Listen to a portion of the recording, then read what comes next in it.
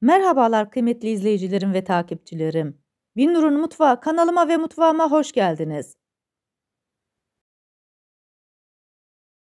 Bugün sizlere çok besleyici, çok lezzetli kefir ile akıtma yaptım. Onun tarifini paylaşacağım. Hafta sonları kahvaltılarınızda yapabileceğiniz çok lezzetli ve çok kolay bir tarif.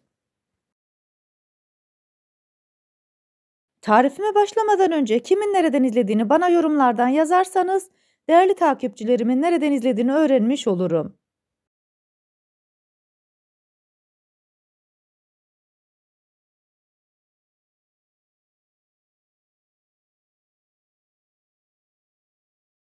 Sizleri daha fazla bekletmeden bu leziz akıtmanın tarifine geçiyorum. Herkese iyi seyirler.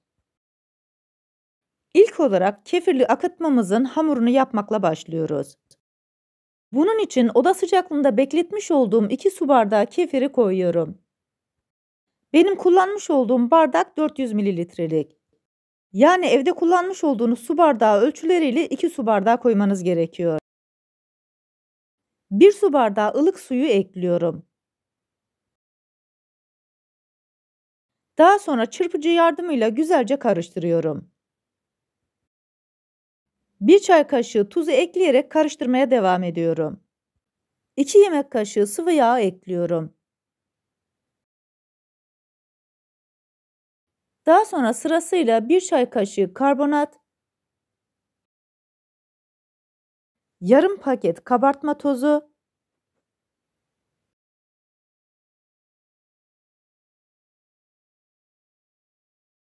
1 adet yumurtayı ekleyerek güzelce karıştırıyorum.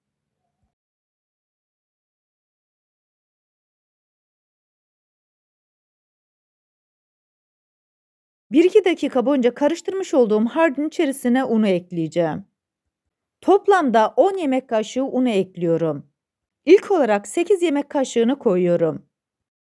Sizler de ununuzu eklerken akıtmanın içerisine mutlaka eleyerek ekleyin. Ve azar azar kontrollü ekleyin. Oldukça cıvık bir hamur elde edeceğiz. O yüzden sizler de kontrollü ekleyin. Unun markasına ve kalitesine göre değişkenlik gösterebilir. İlk olarak 8 yemek kaşığını koydum. Bunları güzelce çırpacağım. Hamurun kıvamına göre ekleme yapacağım. Bu arada tarifimi buraya kadar izleyip beğendiyseniz ve hala kanalıma abone değilseniz abone olup beğeni ve yorumlarınızla beni desteklerseniz çok sevinirim. Beğeni ve yorumlarınız benim için gerçekten çok kıymetli. Hamuru karıştırdım, kıvamı oldukça cıvık.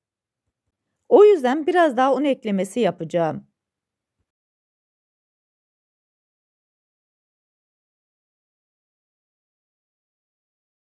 Eleğime alıyorum, 2 yemek kaşığı kadar unu tekrar eleyerek ekliyorum. Daha sonra boza kıvamını alıncaya kadar karıştırıyorum. Yeterince karıştırdım, sizlere bir de kıvamını göstermek istiyorum. Akıtma hamurumuzun kıvamı oldukça cıvık, bu şekilde olması gerekiyor. Ocağın üzerine krep tavasını koydum. Güzelce kızdırmış olduğum tavayı biraz yağlıyorum. Daha sonra fırça yardımıyla her tarafına gelmesini sağlıyorum.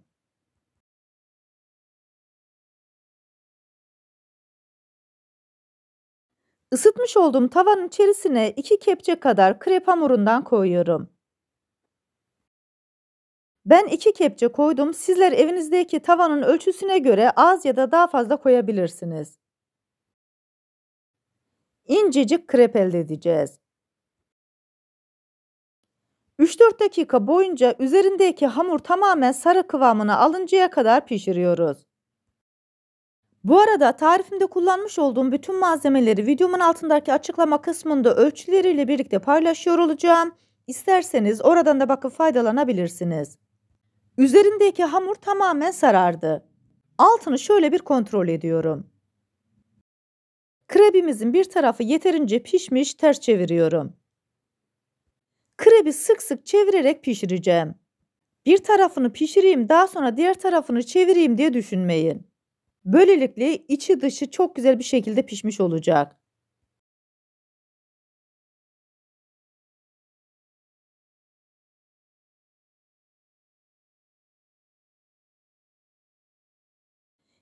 krebimizi pişirdik ve aldık.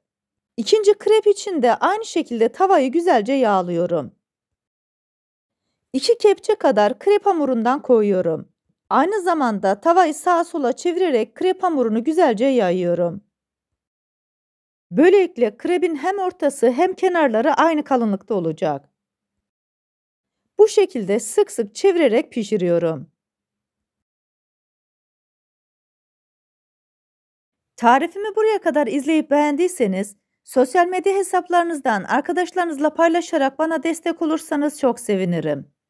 Ayrıca kanalımda birbirinden güzel diğer tariflerim var. Onlara da göz atmayı sakın unutmayın. Bu krebi pişirirken ocağınızın altı mutlaka kısık ateşte olsun. Diğer krep hamurları gibi değil. Biraz yapışkan bir hamur, o yüzden krebinizi pişirirken yavaş yavaş pişirin. Tarifimdeki tüm püf noktaları detaylı bir şekilde sizlere anlatmaya çalışıyorum. Ancak yine de aklınıza takılan bir kısım olursa bana yorumlardan yazabilirsiniz. Oradan da elimden geldiğince sizlere dönmeye çalışıyorum.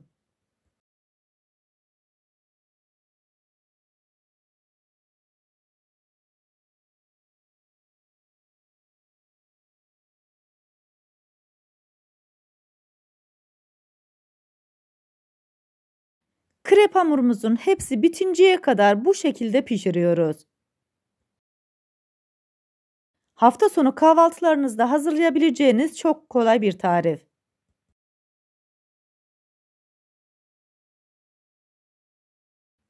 Krep hamurun hepsini pişirdim. Sizlere bir de bu güzel krebin iç dokusunu göstermek istiyorum. İsterseniz bu şekilde boş olarak tüketebilirsiniz. Ya da içerisine peynir, Nutella da sürebilirsiniz. Bu tamamen sizin damak zevkinize kalmış. Bu leziz krep tarifimi yapıp deneyecek olan herkese şimdiden afiyet olsun.